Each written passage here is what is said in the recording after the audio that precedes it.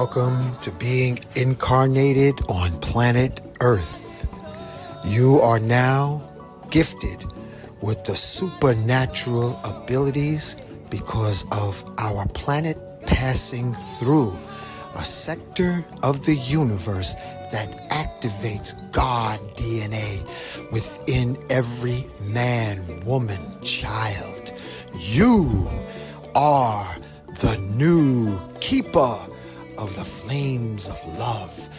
You are the keepers of supernatural powers when you invoke I am. And you are the gatekeeper of miracles every day and every way. I salute you in the spirit of Ubuntu. Ashe, Aho, Donada, Wado. So let it be. Family, I am here with a magical moment of young musicians. And this is Kim, Sister Kim, and she has a message about investing into the future musicians of our community. Sister Kim, tell us what you got here. Hi everyone, Kim, proud parent of children at the Big Apple Leadership Academy for the Arts. We teach HBCU high-stepping marching band to our kids from age 5 and up. It is a free after-school program, tuitionless, and it's open to all. Our kids are amazing. If you can, jump on our website. We're looking for support, donations. Our kids need new instruments so that they can high step on. Our website is www.bola.org, BALAA.org. And I appreciate the time. Thank you. Thank you so much. And so family, listen up close. We're talking about investing in the artists of tomorrow. By investing in them, if you have a little expendable change to invest in the youth, the genius, this is the opportunity. And in this description on this video will be the details of sending your donation to PayPal or Zelle or Cash App. Yes. Right?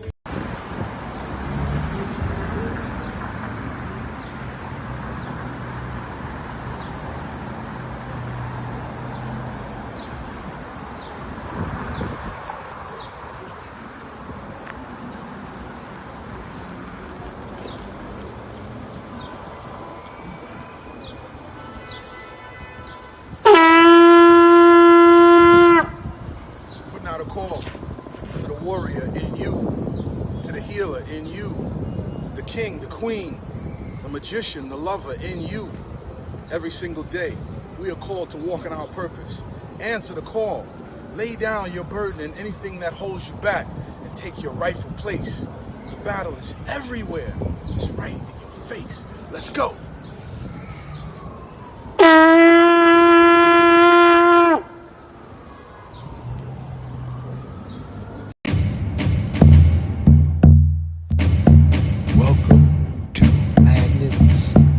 Crystals and pyramids. Success is your destiny. Yes. Love, wisdom, power. Remember always who you are. Yes. Yes. I am love, wisdom, power. Yes. Yes.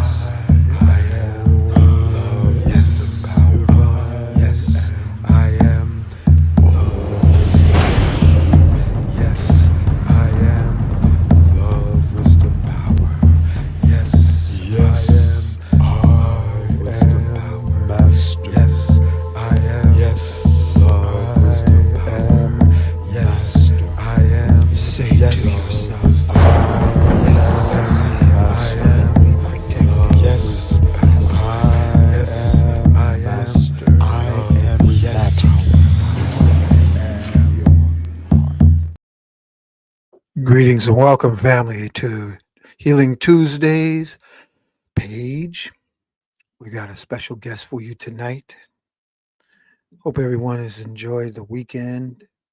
Get hold of your pencil or pen or your tablet or iPad because you're going to have a very insightful, illuminating information with our featured guest, world famous artist Metu. He is actually the one who put together the graphics on my opening. He is literally a community genius. And I give him his flowers now. Too often, broken hearted, wounded souls have the attitude that it costs a paycheck, a pension, if you say, brother, I acknowledge your supreme excellence in the facet of expression from his divinity, from his Nuk Punuk, his I am.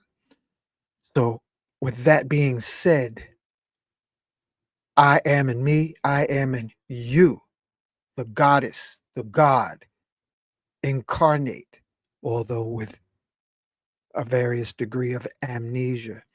We collectively and individually gather tonight to celebrate while we elevate and initiate each other in divine DNA awakening so we may have a successful dream reality with the assistance of various ascended master coaches.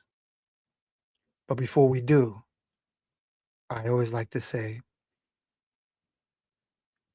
yes, I am forgiving everybody from my past lives.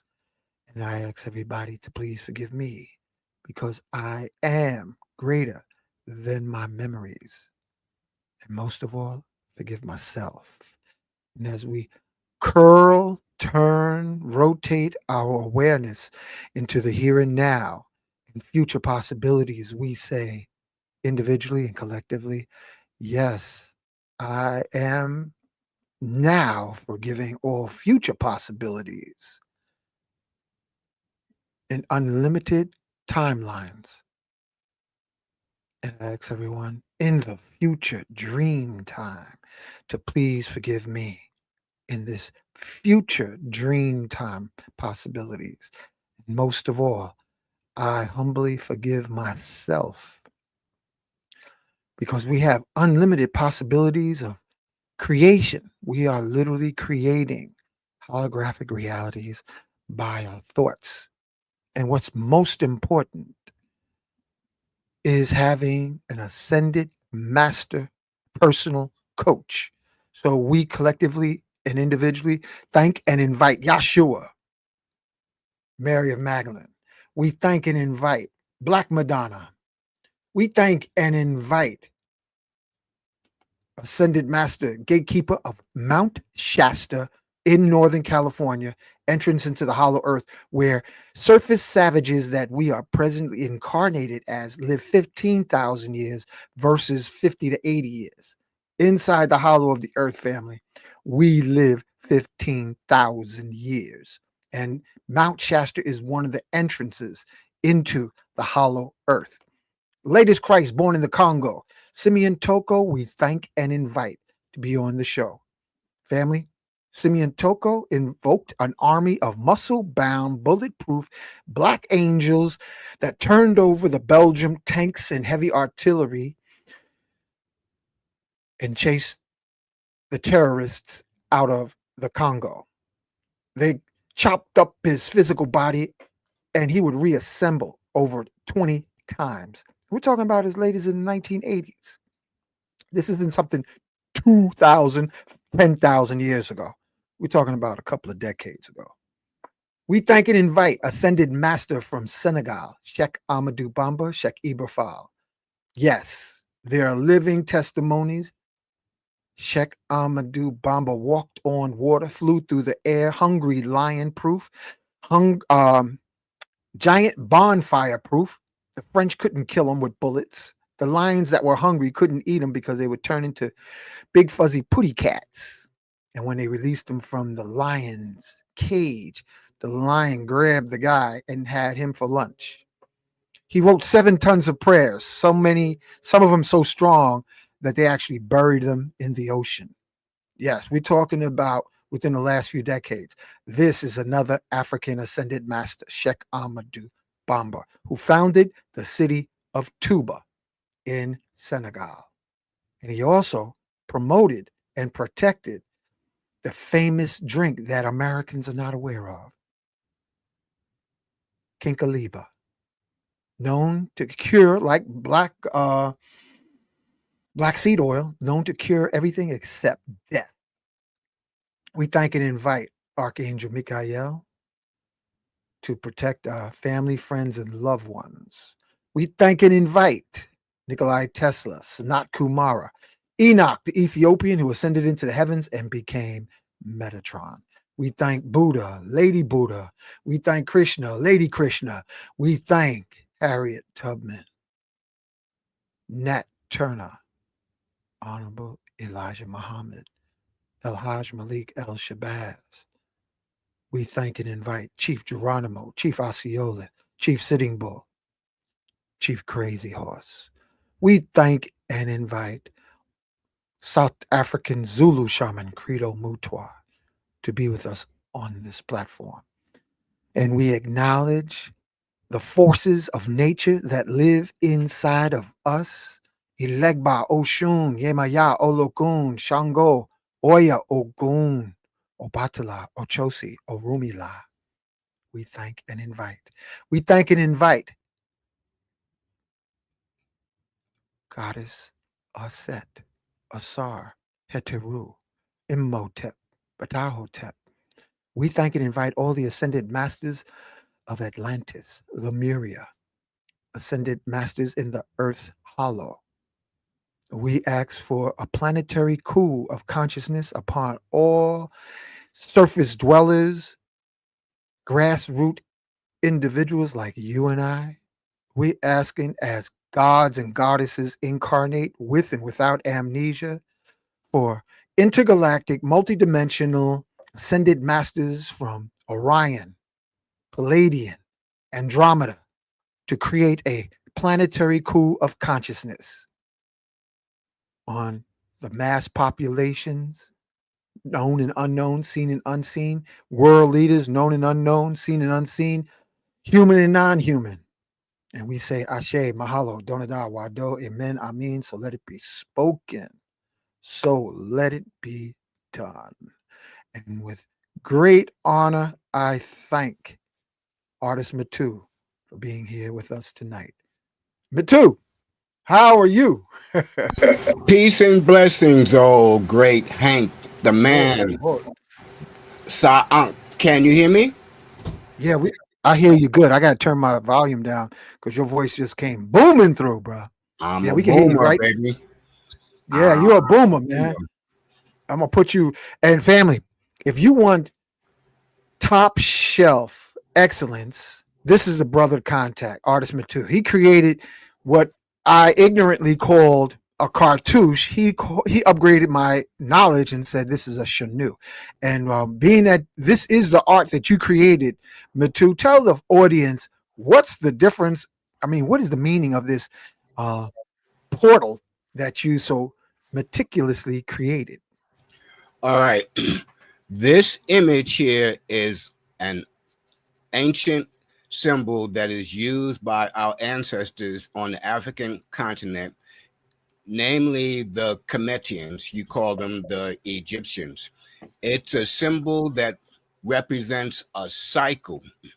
You see the blue going around, it's a cycle, so that the kings and queens would put their names inside of this, either going to the right or going to the left, depending upon which way that is written, in order to show that they are part of the cycle of the never ending fulfillment of life here upon earth.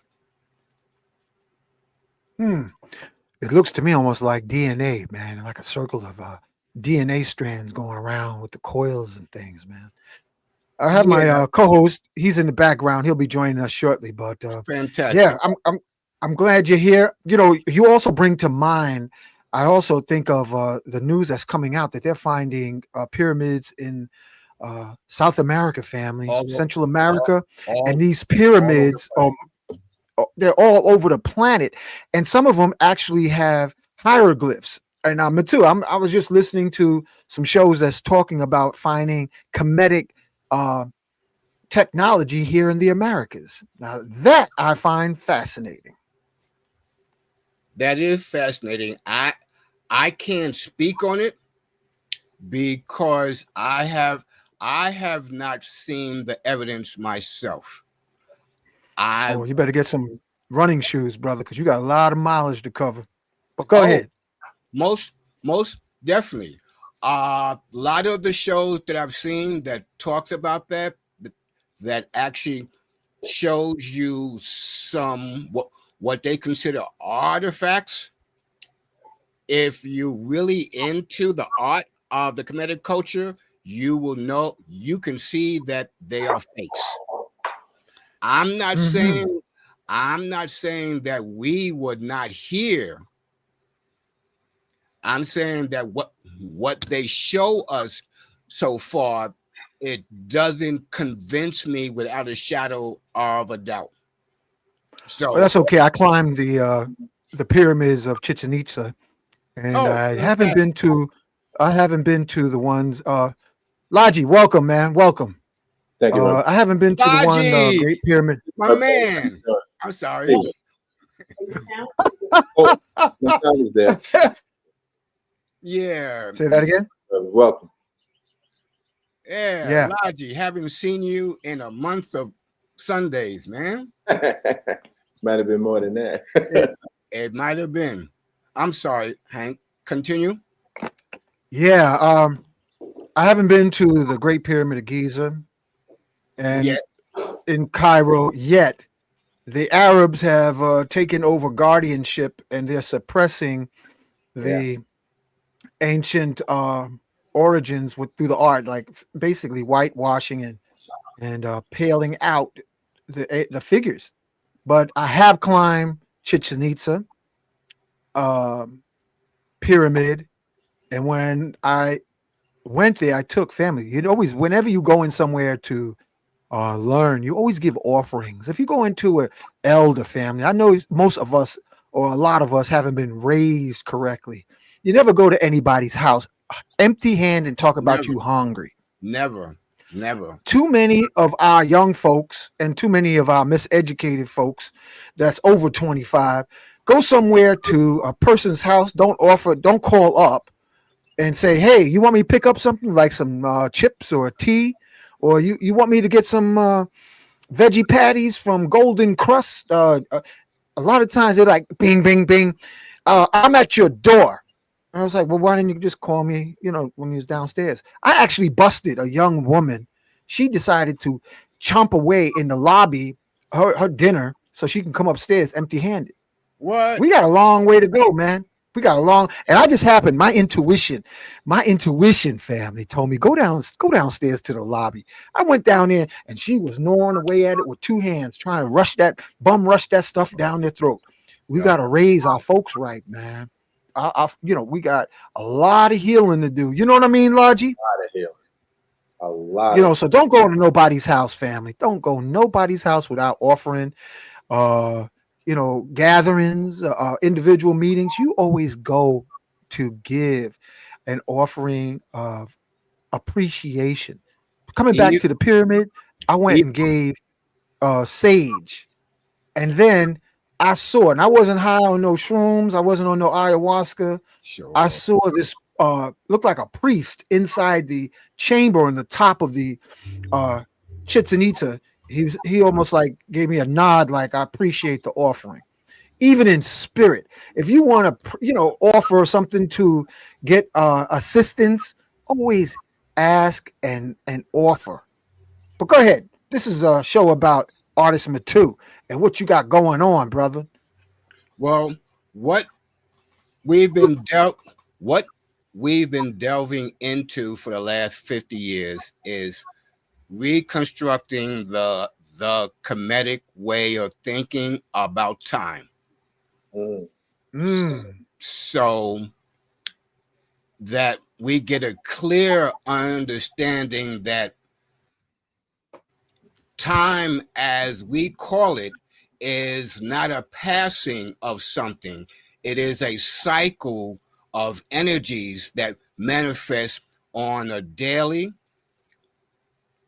lunar, monthly, yearly, and so on to larger groups of time.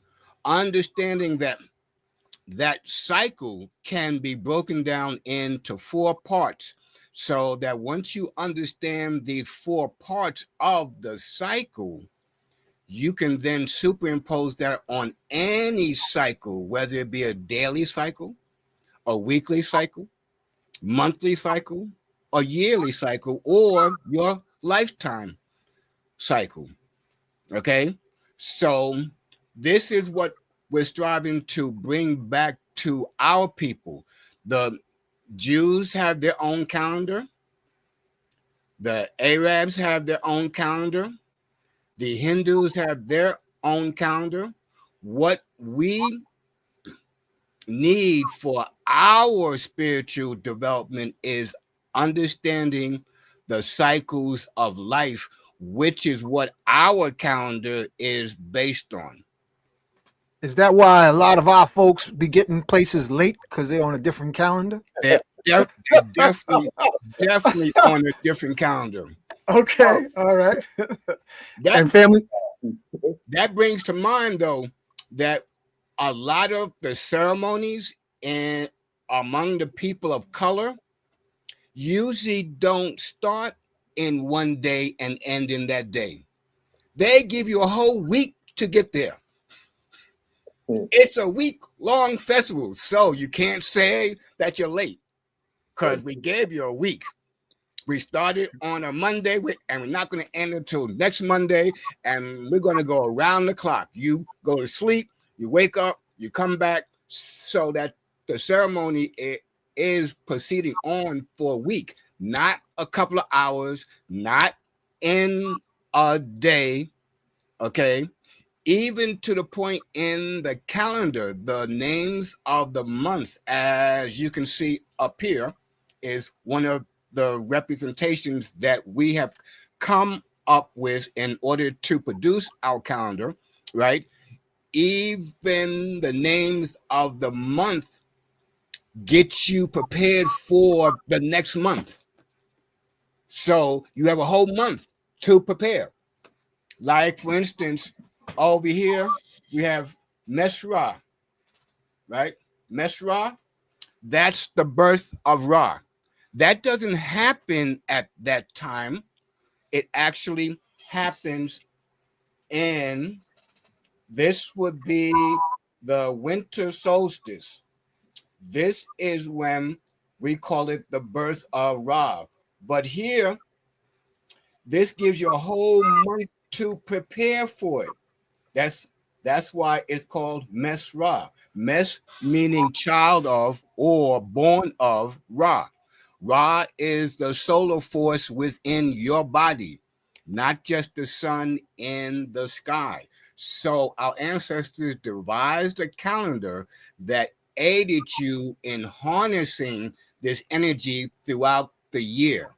The names of the months would correspond to what you are harnessing for that month, not what's happening in the stars, but what's happening here upon Earth.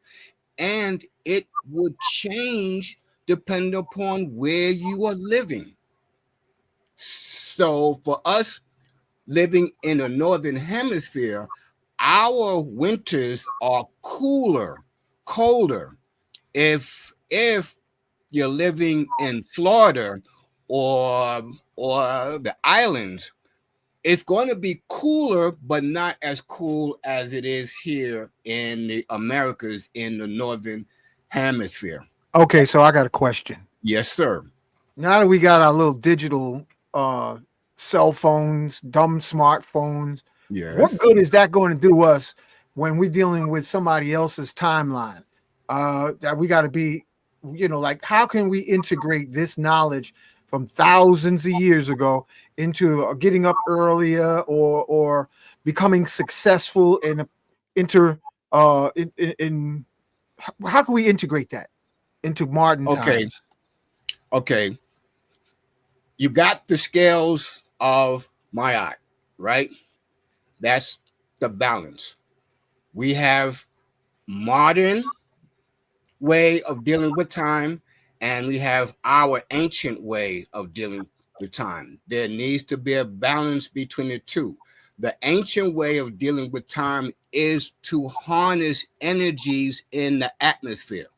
Everybody talks about vibrations and frequencies. They are not the same throughout the year. What our Kemetic calendar does is show you the changes in the vibratory energies throughout the year so that you know what energies you can harness from out the atmosphere. This was proven by someone here in the Americas called Nikola Tesla.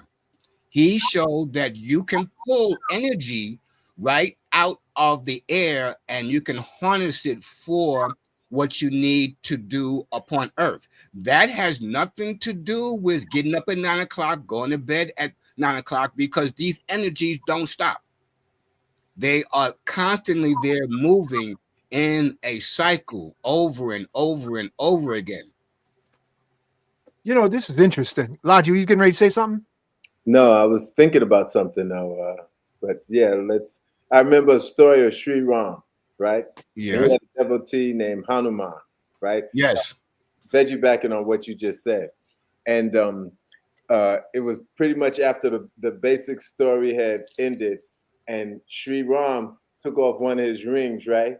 Yeah. And he just threw it. And it didn't hit the ground. It went down to the neither realm. He said, Hanuman, go get that ring. So Hanuman goes down there and he sees a mounds of rings exactly like that one, because cyclically that Sri Ram is coming to the earth over and over so many times that it's like I'm just speaking to what you're saying. Right. All this stuff. There was a Metu. There's so many Metus. There's so many Laoji. There's so many Hanks. Throughout the millennium, over and over, and following the same story, a little bit different. You know what I mean? Like exactly. See, sounds like the Matrix.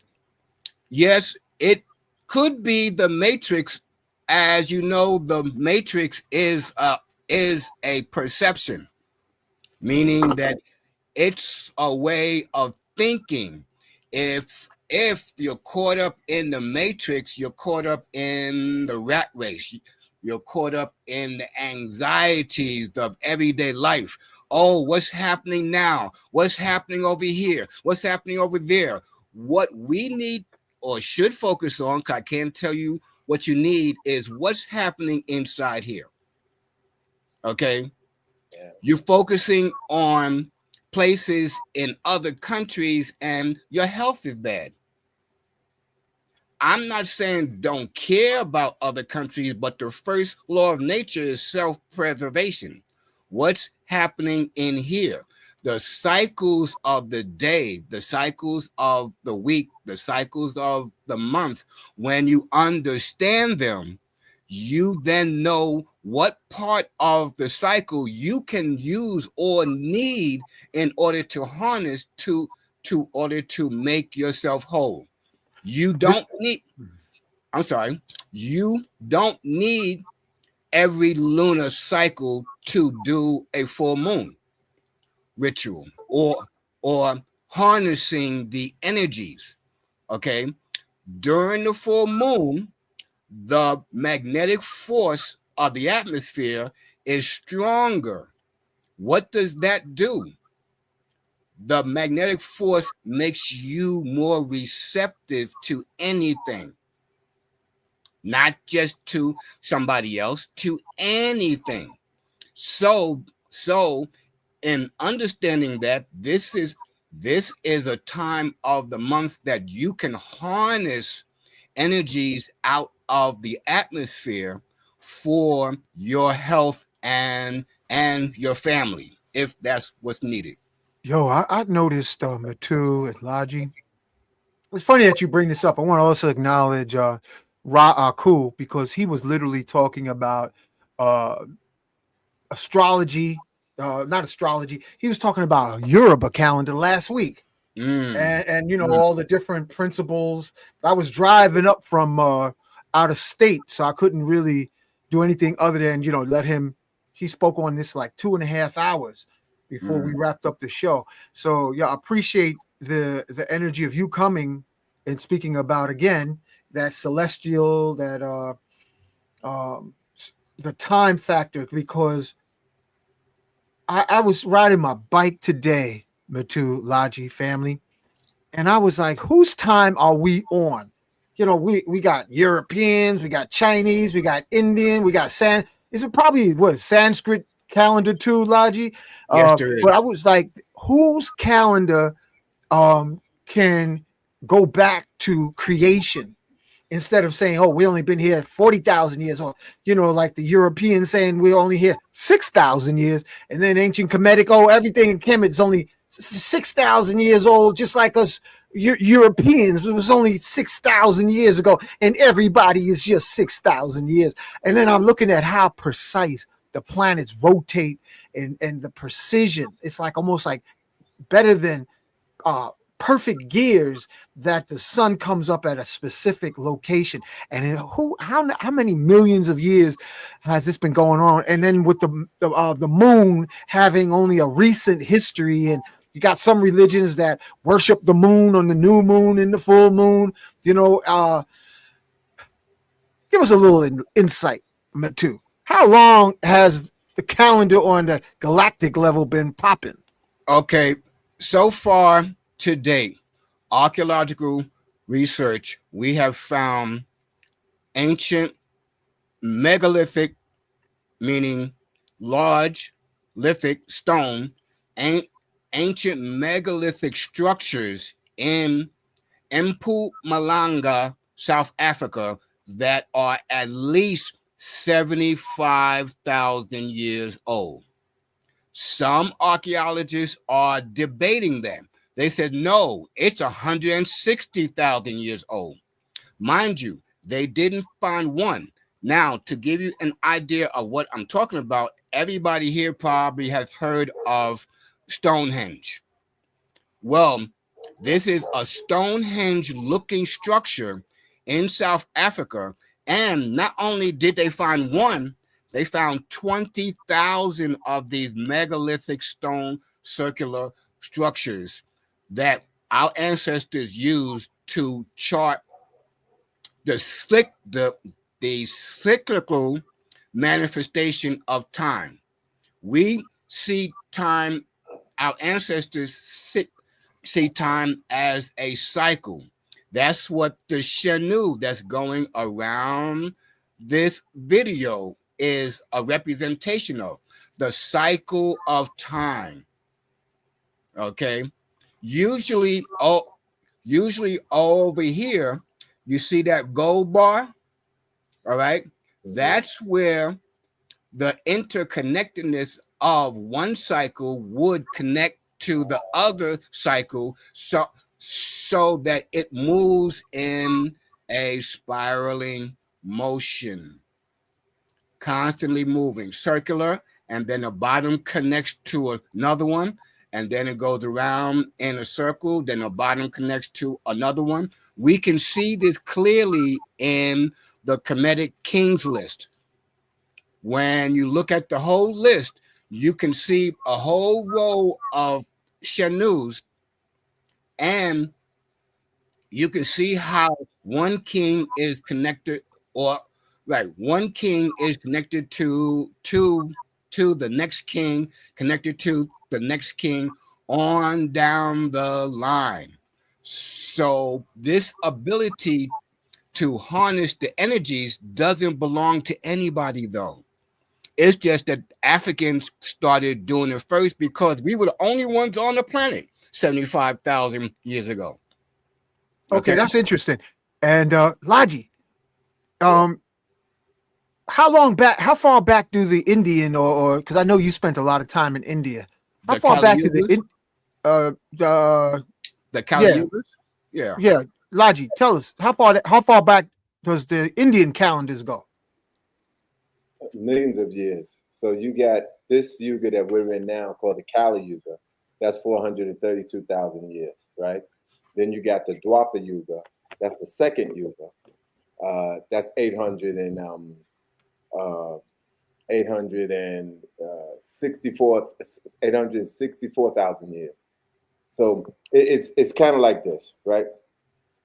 And it's cyclic, and then it's cyclic. So they start out with the first age, 432,000 years times 4.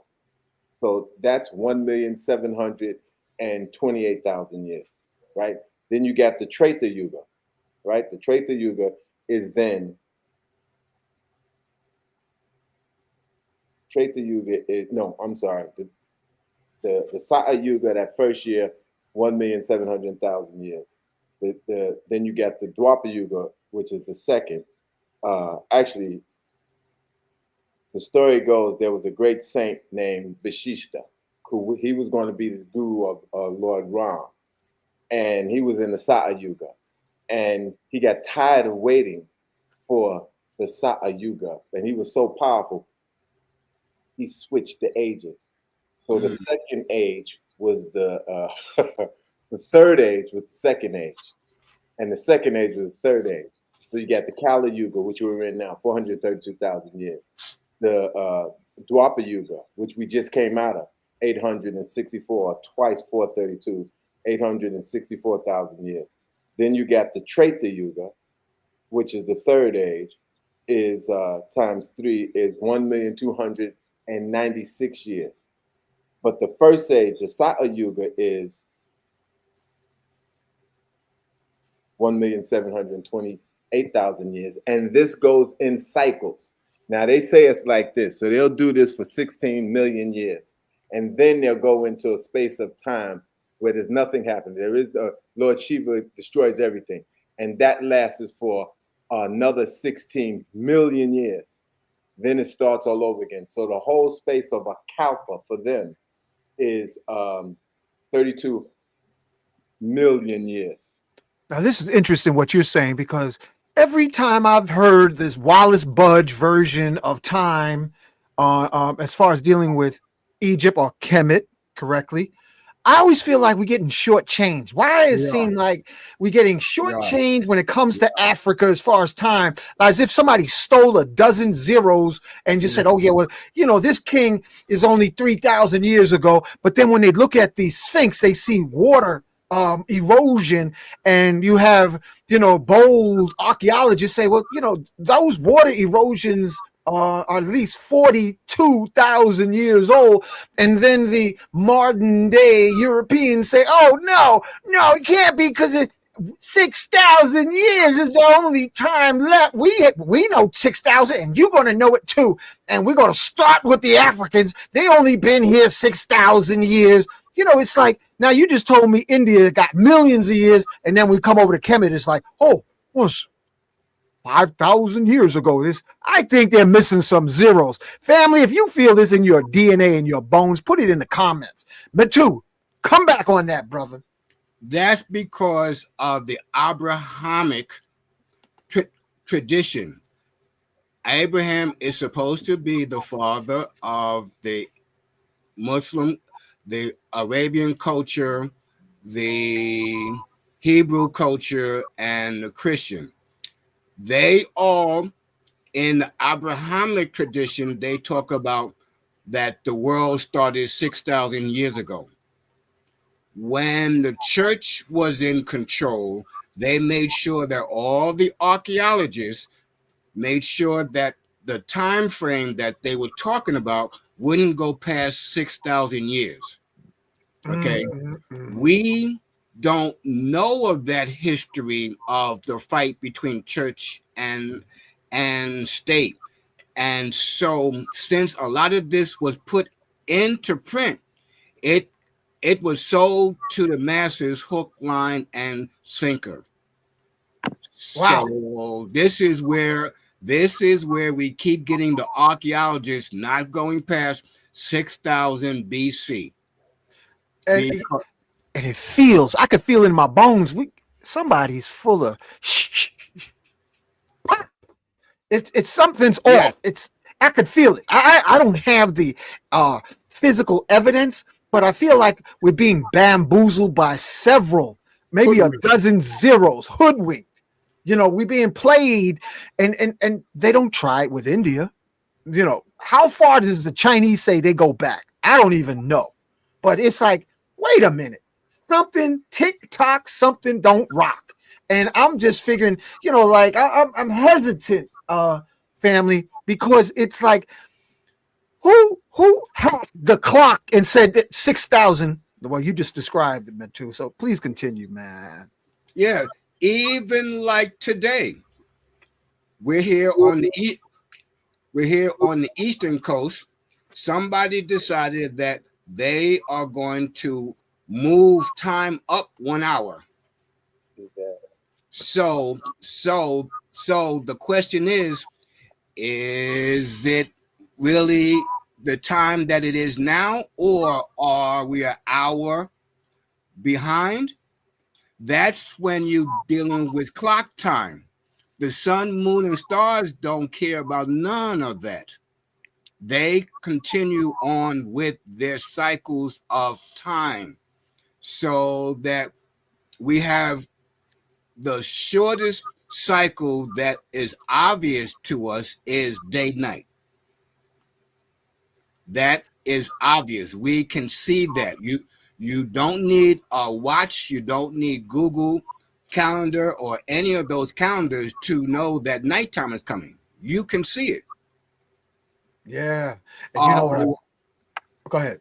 Now, the week, though, is arbitrary depending upon what is happening in your neck of the woods. Like in West Africa, they have a 5-day cycle. Parts of West Africa. Okay. The ancient Romans had an 8-day week. The Kemetians had a 10-day week. That was not superimposed upon the people. This was a spiritual calendar that was used for the initiates and above. The initiates being those that are introduced to the sacred wisdom.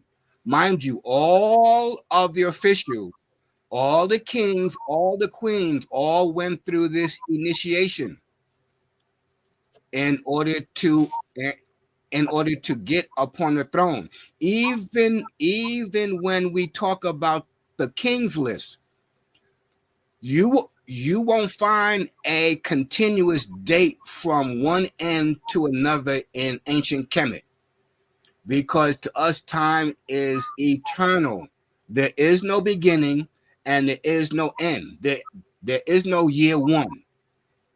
Now, you know, I find this interesting, Metu, because it makes me think of two things. What's that? The first thing that popped through my head, Laji, Metu, family, was we say Kemet because Egypt isn't the word, but at the same time, we also use a foreigner's interpretation of Africa by using the word Africa, which it isn't indigenous.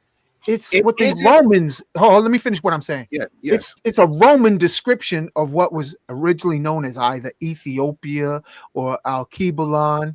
But the second thing that comes to mind when we talk about timelines is the information coming up about the Anunnakis and their kings list, saying that, you know, some of the kings lived 10 to 20,000 year reigns. And now we down here talking about in Kemet, how long did the ancient or the, what is it, pre-dynastic kings, if there's a pre-dynastic calendar, how long did their lifespan, what was their lifespan if that information has been discovered yet?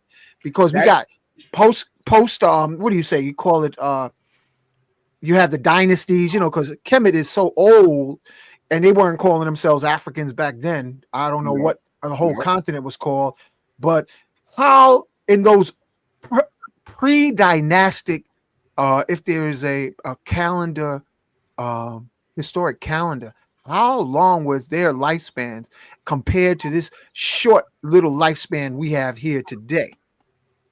Well, so far we have no verifiable archaeological evidence of the kings and queens of what they call the pre-dynastic. Okay, mind you, the word dynasty is a modern word that the Kemetians never use. A Kemetic priest during the time of the during the time of the Greek invasion of Kemet, called Manetho, put together a timeline for the royal family. Now he included the pre-dynastic kings, but since that went past 6,000 years, modern quote unquote scholars have dropped that part and claim to start Kemet with Menes, who is supposed to be unifying the kingdom. But let your eyes be your ears. If you look at the normal palette, those of us that know what the normal palette is, you will not see anybody unifying. If I come to you and I got a mallet over your head, does that seem like you are going to unify? You are submitting to me. Look at the normal palette. There's nobody shaking hands saying we are united. Okay. This reminds me also, Metu. Yes, sir. Like I've seen some of the. It makes me think of the hieroglyphs that shows the ancient Kemets being gigantic, and then some of the Kemites being up to a person's ankle or mid calf. And it makes me think of when I went physically to Hawaii, that Hawaiians said, and I heard this not from hearsay, I heard this from a Kahuna priest, John Kamiikawa. He said original Hawaiians were 15 to 20 feet tall before mixing with the Europeans. Okay. They were 15 to 20 feet tall.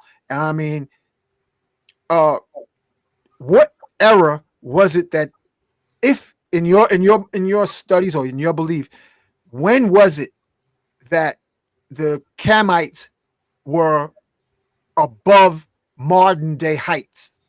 That part, physical. That part I couldn't tell you. What I basically really studied is the Kemetic astrological system, the Take your time, brother. This ain't our language. Hell, okay. I'm talking Brooklynese over here now, right, Logic? Yes, sir. Anthropomorphic. Yeah. The anthropological study, that means the study of the body, right? That is not my forte at this time.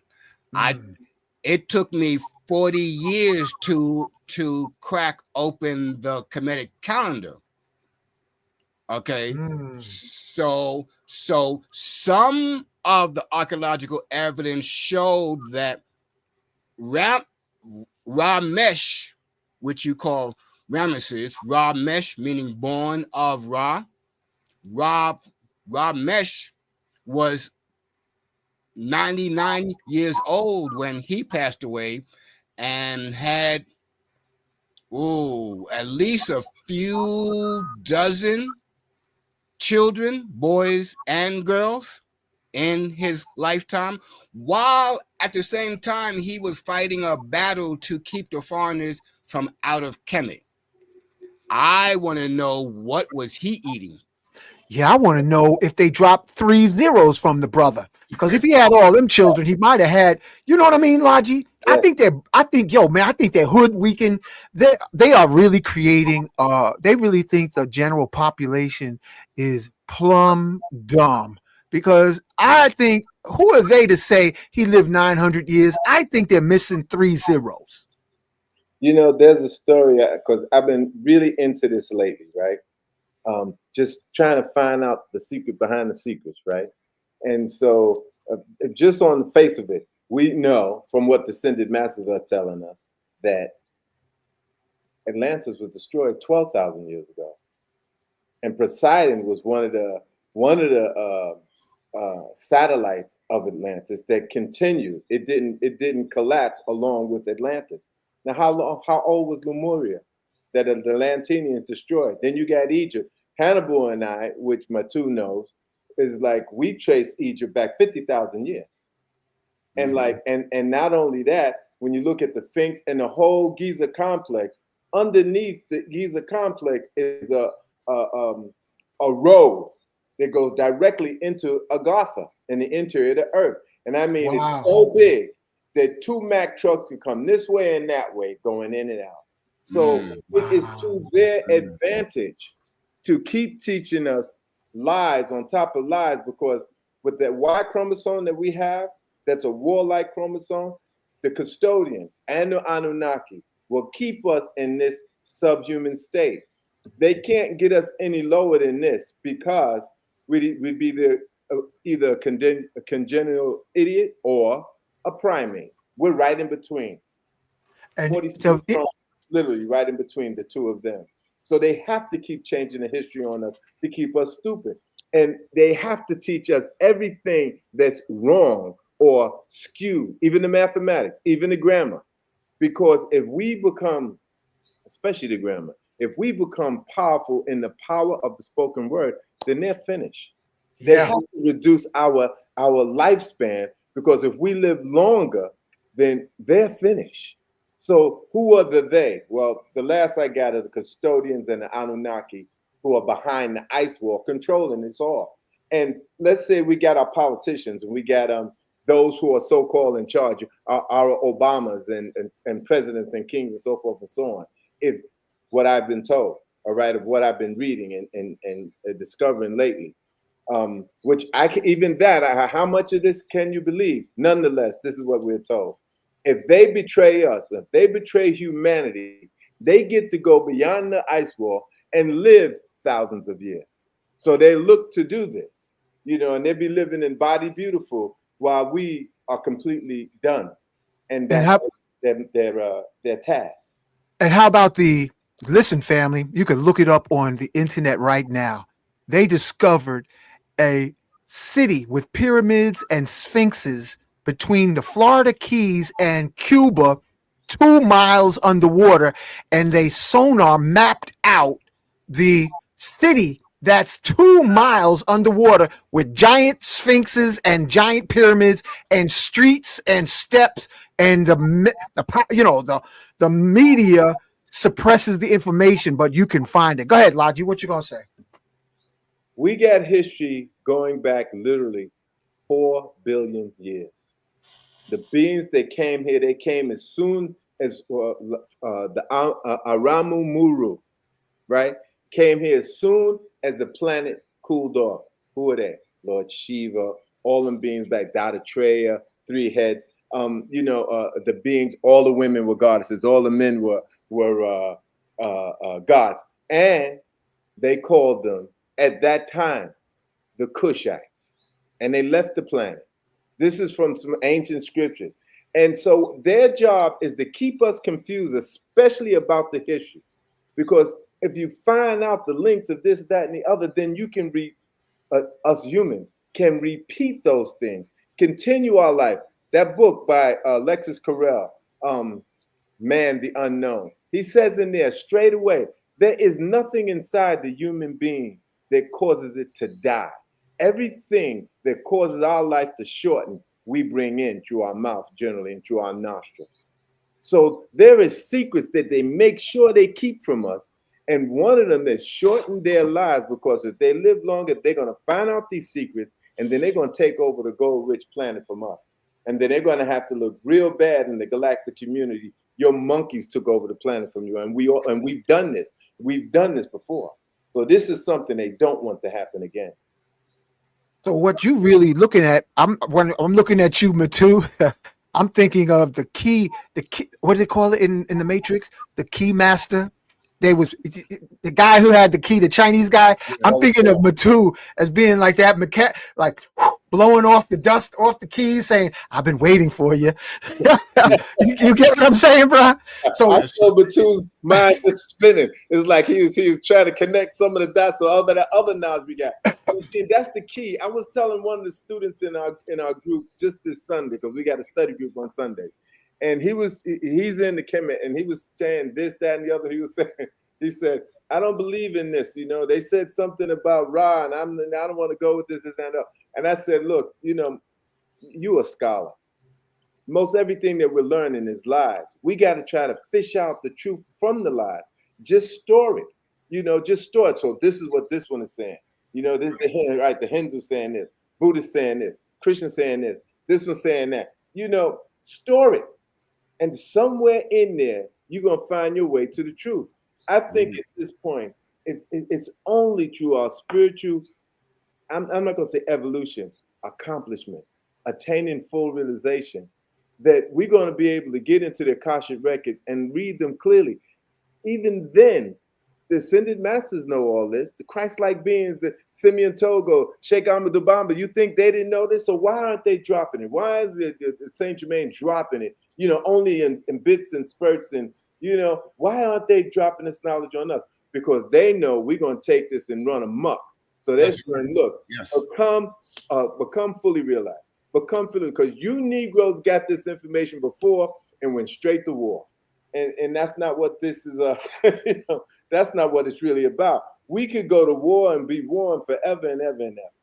But it's really about turning the whole planet into God-conscious beings. And that's how they're looking at it. They're like, don't tell them this. And we see them holding back knowledge, Hank. We see that. We see that, Metu, that the great beings are holding back knowledge from the average human being, or even those that are above average, because they know once it gets out, next thing you know, they're going to find a way to make war with it. Just hold 1 second, Metu. I just want to say this, family.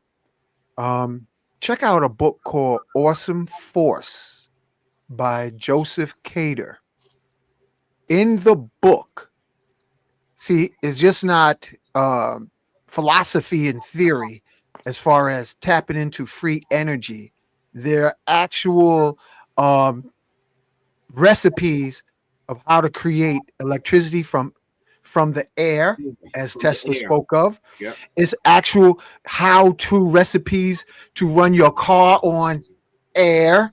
So, but the thing that author said, and he is a racist also, Joseph Cater, he was a redneck. Well, not a redneck, he's just a racist. But he gave the recipes, and he said, don't you dare be stupid enough to think that you're going to create this and then go to public media and get your little glory and acknowledgement, because you will get smoked and eliminated. Because this is a prison planet, family. It's a prison planet, chicken farm. And if you got a good idea, you're going to have to keep it on the down low, like they move cocaine and so-called other drugs from nature. What's that? Huh? Could you put the name of the book in the chat? Yeah, hold on. Awesome Force. And I read the book and started working on it. Awesome. Hold on. Let me, my fingers. Awesome Force. Okay, hold on. Force. By Joseph Cater. Joseph. And he gave an example of a person who followed his direction on how to create electricity by using a small battery, but the outcome, and it was like coils of wire shaped like a in a circle with either 8 coils or 6 coils, and the center coil that activated the 8 coils was in the middle. And so he said that the flux lines would expand when you gave it a little bit of energy from the battery. But what the flux lines collapsed, it would have induction into the 8 coils, and you get more voltage and more amps that you can beyond lighting lights. I mean, this is like high voltage. And that's the book, Awesome Force by Joseph Cater. Okay. Don't think you're going to get this and put it together. If you get it, you better shut your mouth, because if you think you're going to be, oh, doctor, I read this book in or news, I got some good news for you, and they will smoke you. You will get smoked. Okay. To say Can I give y'all a gift? please. I found the PDF version of it online free. Really? It's out there. I'm putting Yeah, put that right in the comments, the man. link right in the comment right now. You can you should be able to click on it. This comment has failed to post. Why is it failing to post? So you found it and it's not letting you access it? No.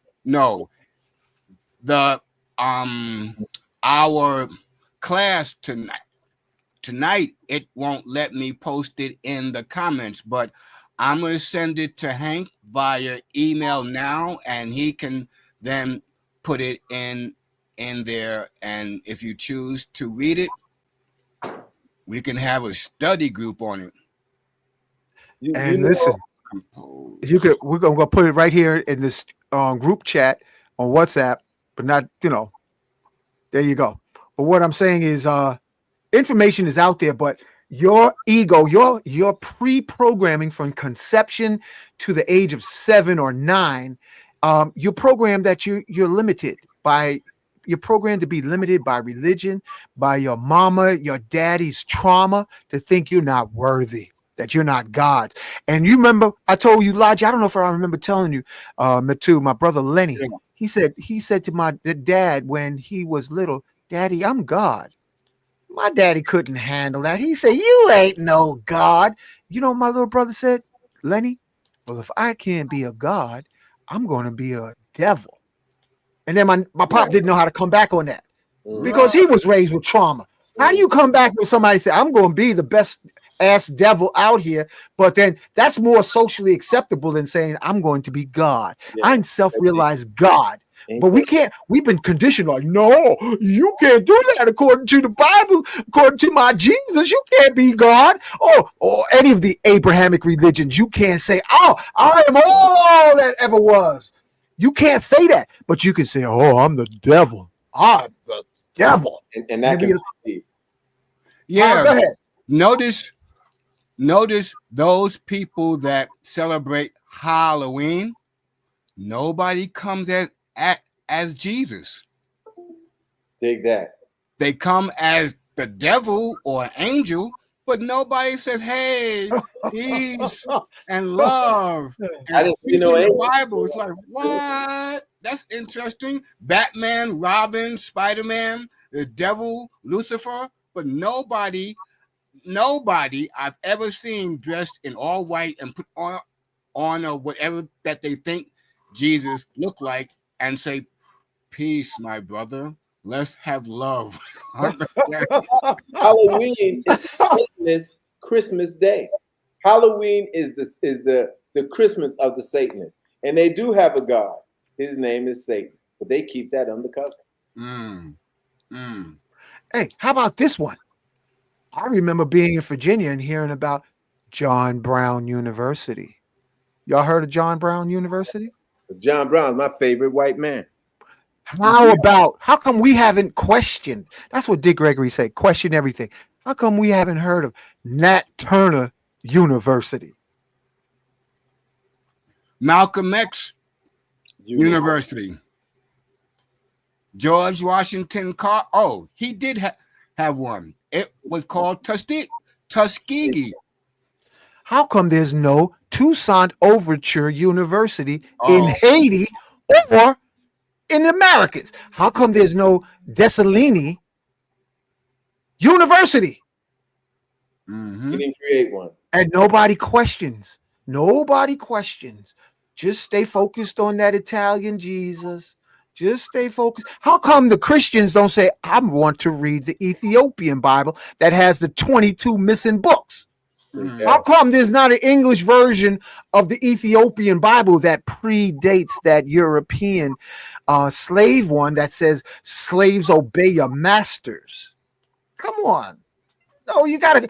That's why you gotta put social media down and question everything we've been taught. How come nobody teaches us finance, learning how to keep businesses thriving, how to invest in stocks and bonds on Wall Street? How come we don't learn that? Instead, I'm a broken Negro on Black History Month instead of God history legend. Listen to the acoustic spells. Don't question the spells on the shortest month of the year. I think And then the white history month. and listen to the It really spell. delves into their history. How about Women's Story Month instead of God is History Month? You all got us all jacked up, and they just accept it. That's funny that you say that, because that mantra, that magical phrase that you just said, Women's His Story Month. That's a dichotomy. That's insanity. It's still His Story Month. Yeah. It's not her story. It's not our story. It's still History Month. So I just want to put it out there. This Friday, I'm having a free class on Kemetic Astrology. Those that want to be in the class that are listening, you can go to knowthyself365.com. That's know thyself, one word, 365.com, and sign up for the class on Friday. Hold on, let me type it in there, Metu. Yes, sir. Thank you. Thyself 365. 365.com. It's in New York, huh? Computer's acting up. No. Hold on. This is gonna be a Zoom class, so you can be anywhere on the planet. Yo, man, this is crazy. As soon as I type that in, man, my computer start acting up. That's because I'm too powerful for the computer. Everybody that sees it, all you have to do is put in .com at the end. Now, I segued into that because we kept talking about knowing us and the cycle and talking about Black History Month. In our Kemetic reconstruction of the calendar, we have 1 month for white history, what Brother Laji was saying. There is a white history month where in that month, we talk about everything that white folks have done to us, and then we leave it alone for the rest of the year, right? Because constantly dwelling on the negative is going to stress out your own body, and nobody else is going to care or even know that. Because, oh, he's on my back. Oh, I can't do this. Oh, they did this, they did that. We can't think about him all the time. Think about you. That's why I call it Know Thyself 365 every day of the year. And that's a whole thing. You know who I want to get in touch with, family, to be on here? What's his name? West. Oh, European guy. Anthony West? No. Anthony Tim West, right? Tim Wise. Family, if y'all could drop Tim Wise's content in here, how he talks about the word white was invented during the slave masters wanting to break up the the uprising. So we said we've got to invent something to break up the the European poor folks that was over here in mass versus the indigenous slaves, and they were all burning down the mansion. So we said we got to create division amongst the ranks. So let's invent. Tim Wise said they invented the word white. Yeah. And Europe, they don't call themselves white. They're either German, No. Italian. Yes. Italians say, okay, the Sicilians, there's no such thing. And we take it and put feeling behind it, because, folks can put some feelings behind it. And then they carry on the madness of the hypnosis. The Jews don't call themselves white to the day. They call themselves Jews, and they're white as any other white. I remember I had a Jewish person say to me, "So you're anti-Semitic?" I said, "Holmes, you white. I don't give a damn what your religion is. You white. We don't see you as Jewish or Italian or this, that, and the other. You're white, and you do the same thing. So, that's how we see y'all. So the concept of you being Jewish or separate from white and all that's not our game. That's your game." You can read that in the book called The 13th Tribe. They go into documenting how the Khazarians of Russia absconded the Hebrew culture, and these are the people that you are seeing. That's why when Brother Laji said that you're a white person, because Jew is not a people, it's a way of thinking. So they took on that moniker, and now they're fighting in Israel for a land that doesn't even belong to them. That's right. They came out of Russia, the Khazarians. Now bust this. But the thing, go ahead, Lodgy. Go ahead, Lodge. Here it is. What we have not thought about. There was a time that there was coins with swastikas on one side and a Star David on the other. Now, who gave them this land? Who allowed them to have it? Well, it was our boy. I don't want to say his name because they're going to take this program down. Right in Nazi Germany. And the deal was, you give us this, and we'll give you the $32 billion to start World War II. That was the quid pro quo. And he said, okay, you got it.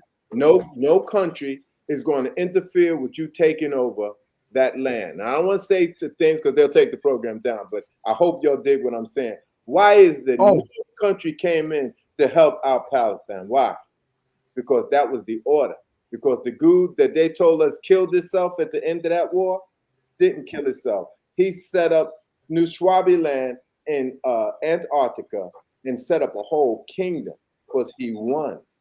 And this is what we mean about all the lies that they've been telling us. And it's right in your face. Nazi Germany's technology was so advanced, it is inconceivable that they could have lost World War II. Bust this one.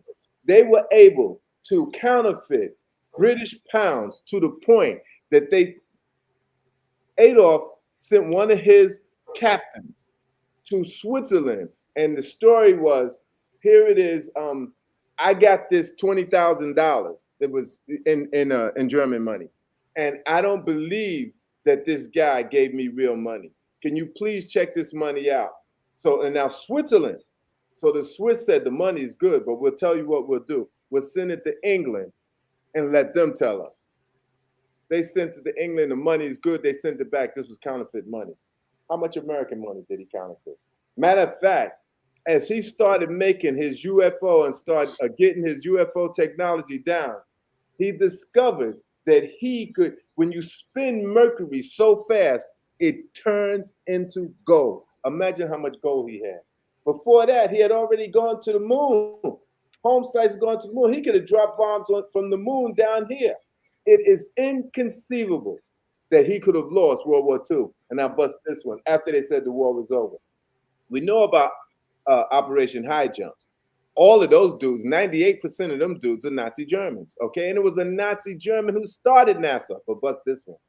What about Operation High Jump?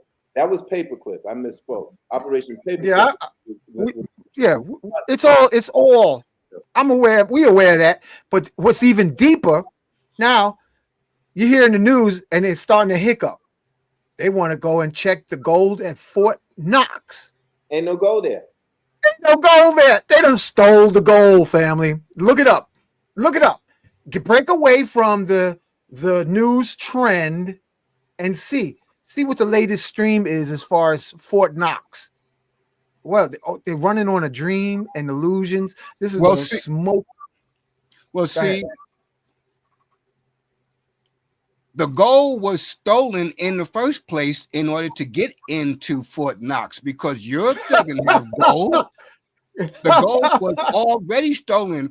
What's happening is that one group is just stealing it from the other. But remember, they mined this out of the African continent and the Iranian continent and whatever that they could find here. They didn't ask the people any permission. Can I take the mineral rights? That's what they call it. Mineral rights, meaning that you can own a property. They will specify in the deed that you only own 6 feet down under your property because they own the mineral rights. So that if they find something in your area, they will move you away and go and get the minerals because you don't own from your house down to the center of the planet. Matter of fact, nobody should own that. No, okay? Man, that is too funny. Because you got 6 feet under, bro, and you can dig out a hole for yourself too. Exactly. That's about it. 6 feet under, and that's it. No more limit. You got room enough for you to die, Negroes. Yeah. You got 6 feet to bury yourself.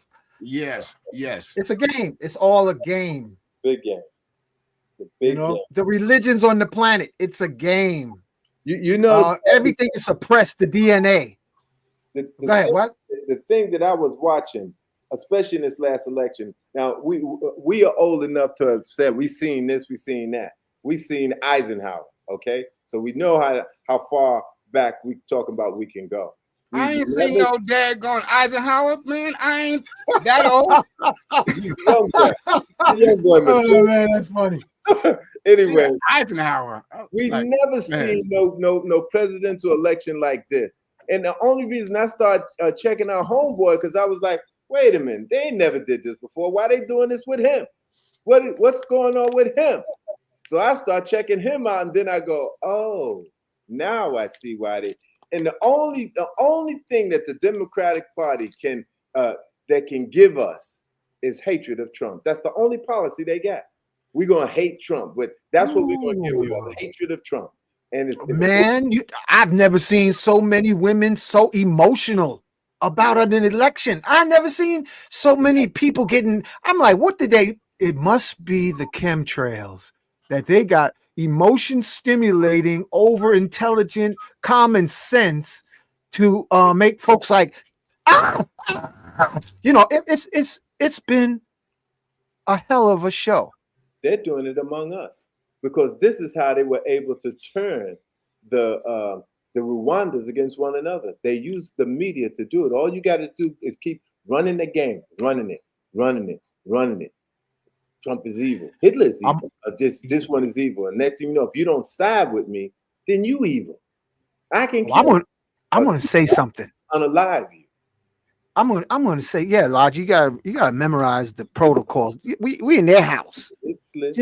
Because we so small. They're like, yeah, go ahead, your little ant collection of 20,000 people. Listen, carbon-based life forms contain a carbon molecule called melanin. It is found throughout nature. In some higher concentrations and in some lower concentrations. But melanin is carbon molecule. And the thing that we have to be careful of is with the melanin, whether you have a little or a lot, carbon is a superconductor on one end of the spectrum. And on the other end of the spectrum, it collects better than anything else dust toxins, and low frequency energy. That's why you have carbon based filters, carbon based charcoal in your fish tanks. Because once it locks into that carbon molecule, it's not leaving unless you burn it. And if you don't use critical analysis and lock into carbon emotionalism, you're through. You already lost the game. And whether you want to call them the Khazar, or the game that they do is read their Talmud. They're like, it's all about us against the world. Yes. And they network stronger than anybody else. And they're all in uniform down the street. I'm down the parkway. They are a two-color army. And they got the women in check. They got the men in check, but they're an army. Yeah. So their form of, and they don't use public education. They'll use up all the social benefits, but they're organized. Yes, they are. So we got to cultivate mental muscle, family. We get too emotional, and that's why the church is full of women. Oh, tell them, give me your paychecks. And the women be like, oh, Lord, take all my money, baby. There's something wrong. That's why I started this class, the Kemetic Astrology Master Class. This way, it's called Kemetic Astrology because we study the cycles of the planets, but it's not astrology in the Western sense that you're a Leo, you're a Gemini, because none of that is pertaining to our particular culture. The cycles of time is again, like I said before, to learn to harness these energies so that you become a Neteru on the planet. That's for you, Miss Davis, that you spoke about that earlier. Hey, so I got a question to ask you, Metu. Just Yes, like sir. the Chinese have their year, where it's the year of the dog, the ox, the snake, the bull. Do you have Kemetic characters in your Kemetic astrology chart, or Yes, is it? sir. Yes, Oh, sir. okay. Yes, sir. Matter of fact, most of the astrological signs that we know of are Kemetic, that was absconded by the Greeks, and then the Greeks mixed the Kemetic knowledge with the Babylonian knowledge and came up with what you call today Western astrology. It was the people in Iran, that's what they call it today, ancient Mesopotamia, right? But it was the Babylonians that started to do natal charts, meaning that they started to focus, go from the state astrological information to more of a specific, and then the Greeks picked up on that. Then the Romans took it over from them, and then anybody that knows their European history, they went into a dark age for almost 1,000 years. They wasn't studying none of this stuff. It was not until the black man and woman going into Spain and civilizing the Vandals, that's what they were called before it was called Spain. The people there were called Vandals because this is where we get the word to vandalize, because they were traveling around their country, vandalizing everyone. And it was the Moors of Spain that began to civilize them and began to bring back that ancient knowledge to them.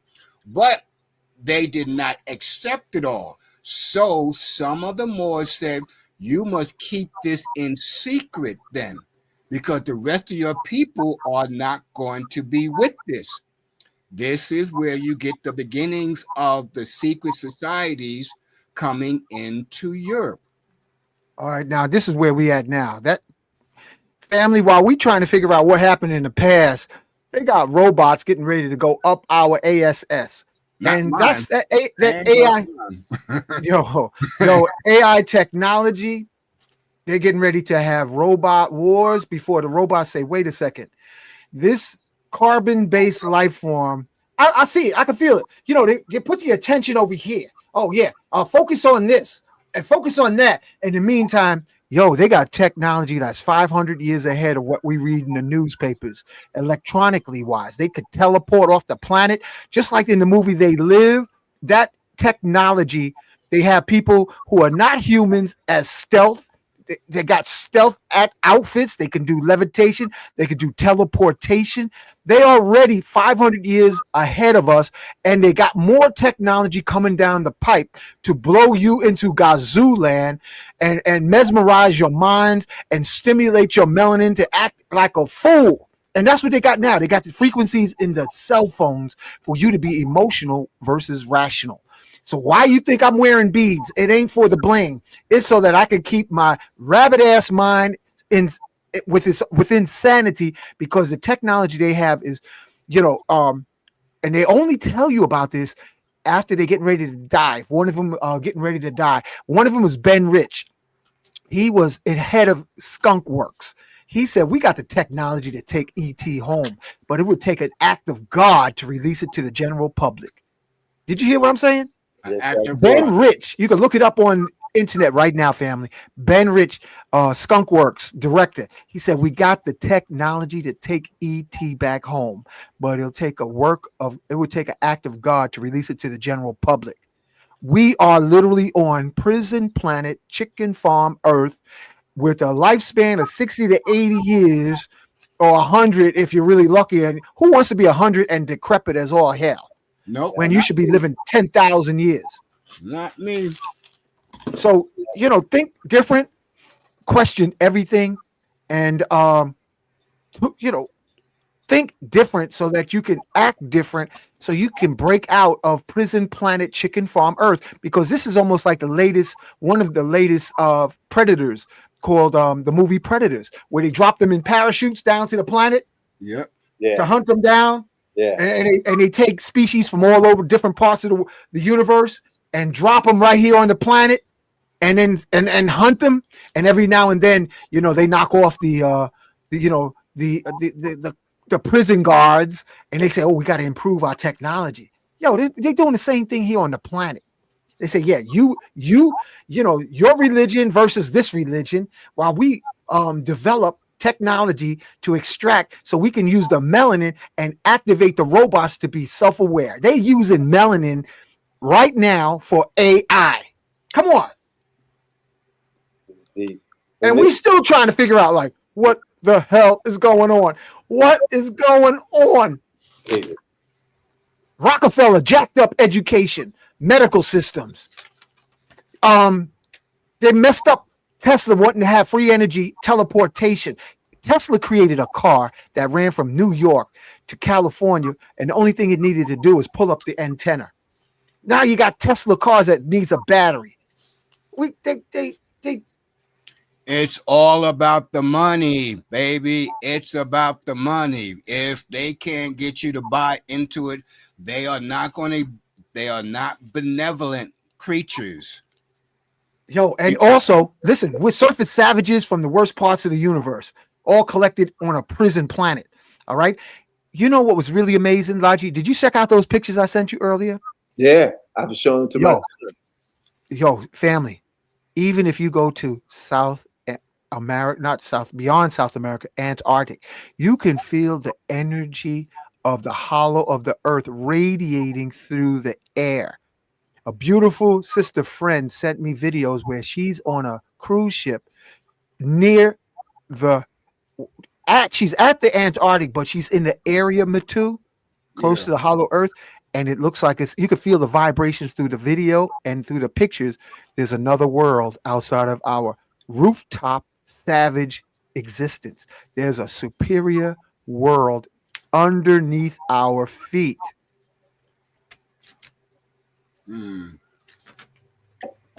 Yeah.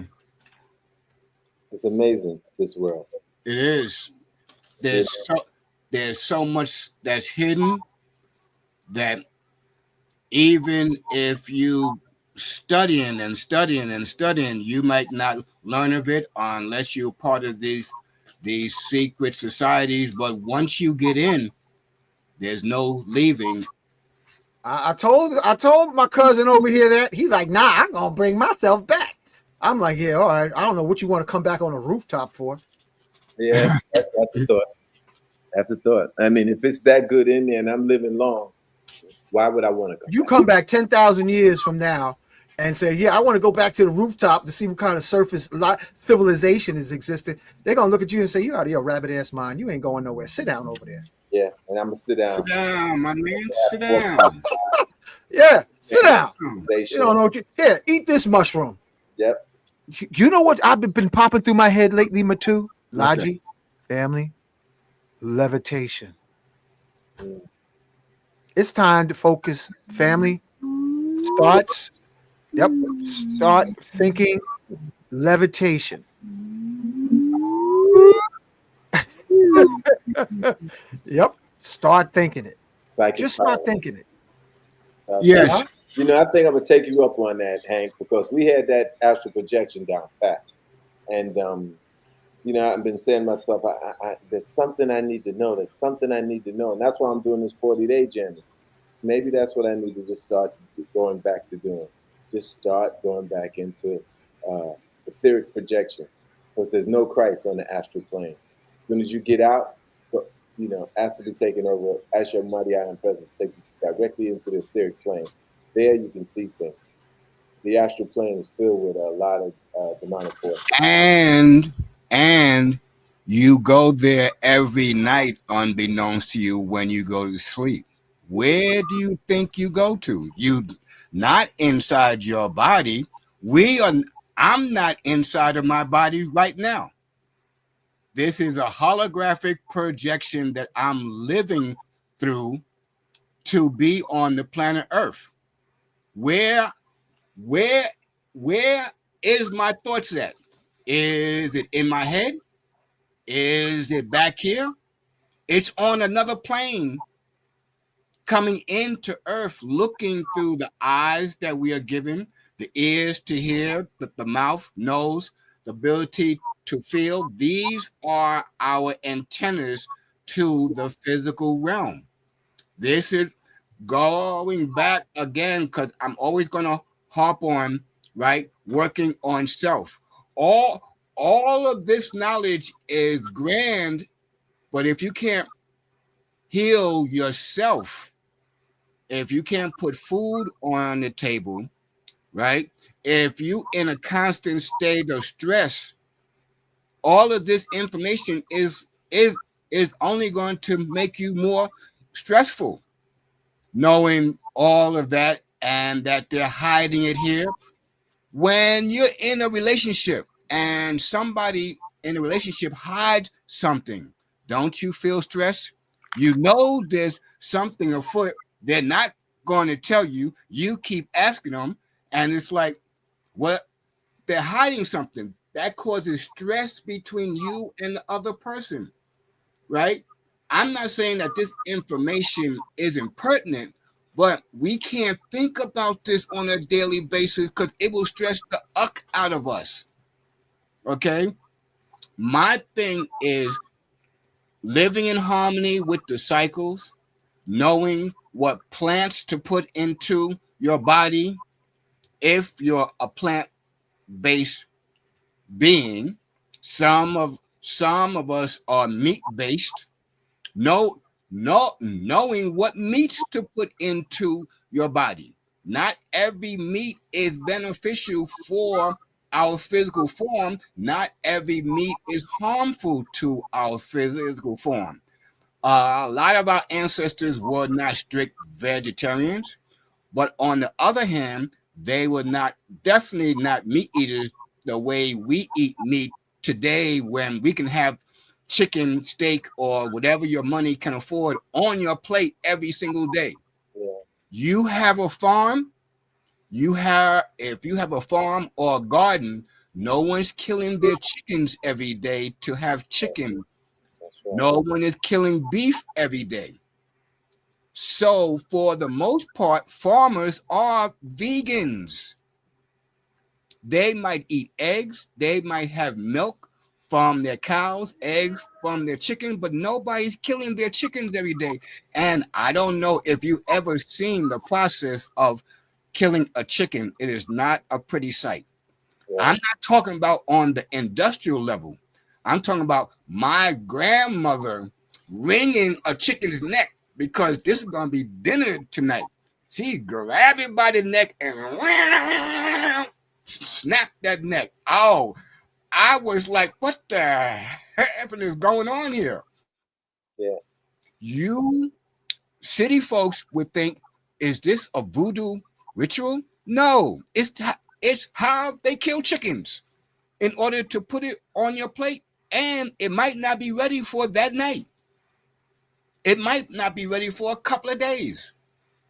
So to say that like some people say we were hunters and gatherers, but even that timeline is different depending upon what part of the world that you're in. Okay, so they try to put the farming didn't start until 10,000 years ago. So what were we doing for the other 4 million years? Chasing meat down every single day? That's not even logical, Logi. Yo, he's doing sound poetry on you, man. Yeah. Yo. Most of the time, the farmers, they ate meat in the weekends. Only. Yeah. So that means that if you would change the meat to alcohol and you only drink on the weekend, does that make you an alcoholic? I guess it would depend upon how much you drink. If you guzzle 2/5 of vodka on the weekend, you might be verging on being an alky. But then you're not going to be able to function during the week. From my youth, I know that experience. You are not functioning after that. You know, God, you just brought up a book. Which one? Edidorfa by what's the author's name? I got that book. Edidorfa. John Uri Lloyd by John. What they saying? Uri. Was Hank, were you able to put the John link? Uri Lloyd. Edidorfa by John Uri Lloyd. Family, you gotta get this book.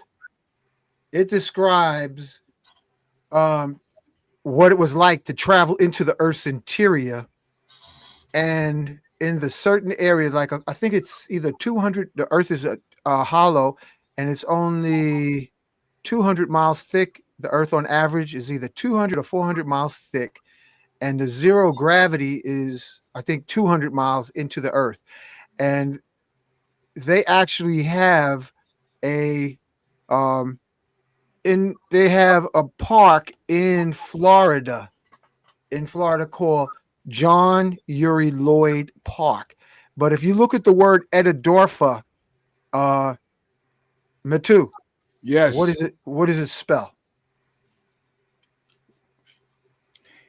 It looks like it's saying endorphins. If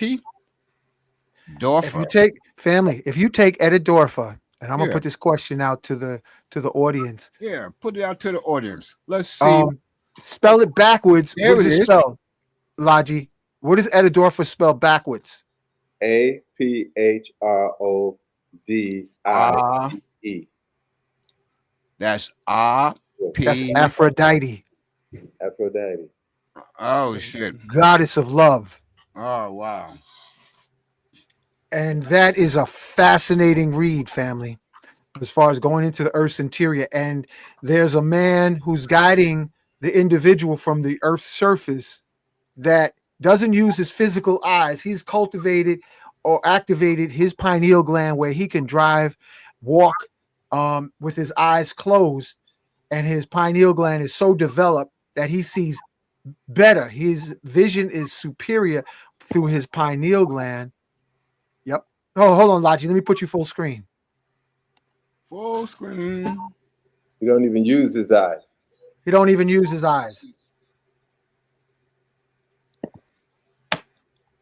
Imagine cultivating your pineal gland where you can look anywhere. Family, look at this. You can imagine if you had your pineal gland so activated, so awakened. Now that's their version of Aphrodite. Look at that. Does that look like Aphrodite to you? That's their version of her. That's their version. That's because the book was not written for us. Dig it. That book, a lot of these books are not written for Black people. They are written for them, for them. They're written by them, for them. Yeah. Yeah. I seen that picture years ago, and it's like, doesn't interest me, girly. We know in Kemet, Aphrodite, before she was called that by the Greeks, and then Venus by the Romans, she was called Heteru by the Kemetians. In Yoruba land, she is called Oshun, the goddess of love, peace, and harmony. And acknowledgement to our pineal glands, family. Imagine doing chants saying, I am activating my pineal gland every day in every way. And then you would take some shrooms. You got to be able to handle what you be able to see, because everything you're seeing in this through these eyes is a false narrative. And when you see reality, it might scare the bejesus out of you. I suggest whoever is going to take some shrooms, if it's your first time, don't do it by yourself. Thank you. Have somebody there that's not taking the shrooms. Look how big these are. So that they can watch you and keep you safe. And that's a shroom. That's a shroom chalice. That's a big one. And what it does, that's a whole nother subject. We could do a whole show behind that, but we're going to just leave that because Logi, that's some fantastic reading. And the reason I brought it up is because alcohol bends and twists the soul's energy. Yes, it does. That's why they also call it spirits. Yeah. Church on one corner, liquor store on the other. Yep. Choose your spirit. And the happy spirits are the ones with grapes, and the mean spirits are the ones with grain, like whiskey and gin. It makes you mean. And you drink the grapes, you be like la la la la la. Well, I would say that's true for the most part, but from my own personal experience, it depends upon your temperament. Oh, true. So true. Yep. There are 4 basic temperaments that our ancestors taught about. Those temperaments that are assertive, right? Those temperaments that are aggressive. If you put those grain alcohols into their body, they will become more aggressive. Those temperaments that are loving and caring, you put that same grain alcohol into their body, and they're trying to find somebody to make love to. Yep. They ain't trying to fight nobody. Or dance to Motown sounds or the Philly sounds. All night long. They won't get off the dance floor. Yeah. Because what? Because what? The grain alcohol are fiery, right? The grape alcohols are yin. That's why if you drink or if you sip wine and you're not a wine drinker, it'll put you right to sleep. You be okay. If you sip, again, it's a matter of proportion. If you sip grain alcohol just a little bit, it will calm you down. But when you add more oil, That's what I'm calling grain alcohol. If you add more fuel onto that fire, it's going to make you more assertive and what do they call it? Courage in a Courage juice, yeah. yeah, right? Yeah. Courage in a bottle. Now, mind you, because this is from personal experience, this is not from theory. Certain people, when they drink that, they talk to any woman because us men know one of the worst feelings that we can have is being rejected by a woman that you're trying to come on to. But none of y'all have that problem because both of y'all are married, right? Okay, so continue on, right? But what the grain alcohol makes you not even think about that fear. You talk to one girl, she says, no, next, because like a acquaintance of mine told me back in the 80s, it's a numbers game.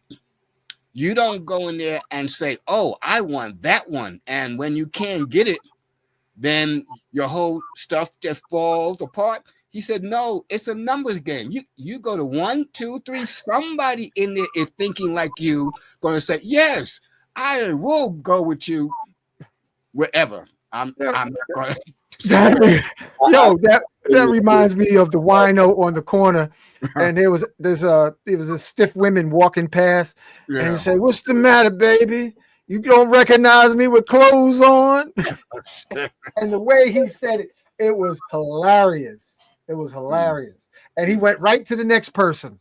Hey, what's happening? Forgot all about the one, and the one that acted stiff. She got mad, and I was laughing. It was in front of a bagel shop. I was laughing because he said, he was like a real short, bald-headed brother, dark skin, and he was like, "What's the matter, baby? You don't recognize me with clothes on?" And it triggered something in her. She had issues. Her little tight lip turned around, and went like it. Yeah. I was like, "Oh, this is some powerful stuff to behold right here." And he just went from one person to the other person to the other one. This was fun. Go ahead, say it again. I was gonna say, can we give the web link out? Yeah, man. Text it in the private chat so I could copy it. I tried that. Hold on a second. There is a private chat. I'll type it in there. Yeah, just type it in and we'll just copy and paste it and put it up. Yeah, this was a lot of fun. Okay, listen, tomorrow's show, Logi, tomorrow is Wednesday. Getting high on breath. Knowthyself.com. Okay, let me just copy that. Already. Tomorrow is a show, how to get high on breath, featuring Ankara. Then Thursday is a show to how to break family multi-generational curses. That's on Thursday. Knowthyself.com. Who's here for that, Hank? A sister named Michelle. Michelle Maybell. Mm-hmm. Is it 365, Metu? No, yes. 365? 365 every day of the year. 365. So to my listening audience, all those that sign up for the class, I will give you my free book called Naming the Constellations. My free e-book. I'm not going to mail it out to you, but come to the class on Friday. It's a free class. It starts at 6:30 Eastern time. And we can continue this great conversation about cycles and understanding the cycles in our everyday lives and how to tap into that life force, that Ka, we call it in Kemet, Ki in Ki and Chi in the Orient, and as Logi can tell you, Prana in Indus Kush. And the breathing exercises would probably be what they call pranayama, where you can speed up your breathing, slow down your breathing, understand that your lungs, your breath is the only organ you have control over, and then can let it go and it works on its own. You can't you can't control your heart, you can't control your stomach. Only through your breathing can you slow down your heartbeat. I wish my bicycle worked that way. Oh, too bad. It's a bi-cycle, right? Bi meaning two, cycles. It doesn't even tell you what it is, though. All it says is that it's two cycles moving. But what is it? This is how we get caught up in the technology of we think we know what we're talking about, but we don't, because we don't understand the words that we use. Like some people use the word astrology. Others say, I'm not into astrology, I'm into astronomy. They're the exact same thing. It's just that Western culture moved toward the word astronomy because they did not want to verify astrology. Astrologic is what? The study. Logic means the study. Astro means stars. It doesn't say predicting anything. Predicting, right? Diction, to speak, that means that you are predating. You are predicting. You are saying before it happens what's going to happen.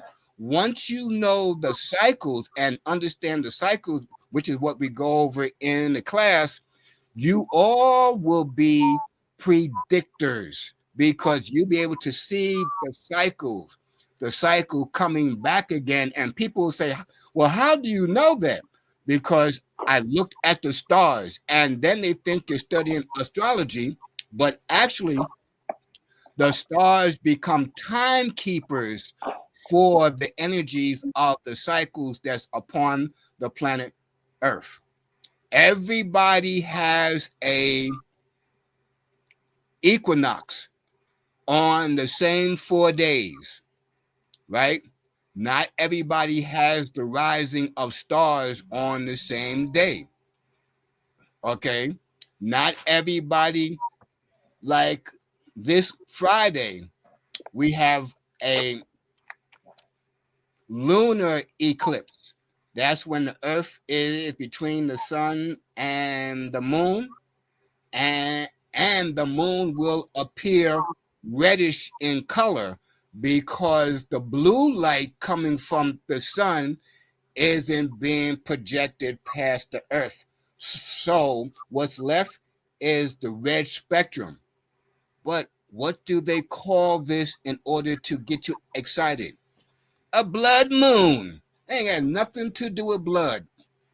It's the blood moon where the blood, all this kind of crap that they have. But come to the class on Friday.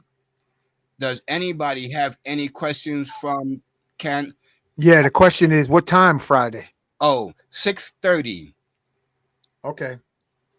6:30. Okay, you got people already registering, so Yes. sounds good. I want to thank you, Metu. We're coming up on 2 hours. This was fun. Thank you, Laji. This again. was great. Yeah, this was great. We have tomorrow. Basically, how to activate yourself supernatural through specific breathing technique. And then Thursday, how to break family multi-generational spells. You know, so just want to let you know. And both of those shows tomorrow starts at 9 p.m. and Thursday is 9:30. So like, subscribe, share. I want to thank everyone for being with us tonight. We had a good time. Thank you again, Metu. And Thank you for all those who registered. I see in the comments Some people said, I registered.